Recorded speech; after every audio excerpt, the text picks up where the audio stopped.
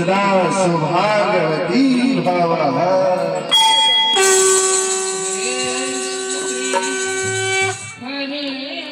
हे देवगण, हाँ हाँ, आज आप तीनों देव अपने अपने देवलोक के आश्रम छोड़ हमारी आश्रम में पधारने की कोई कारण? क्या इस संसार में कोई संकट आ गई?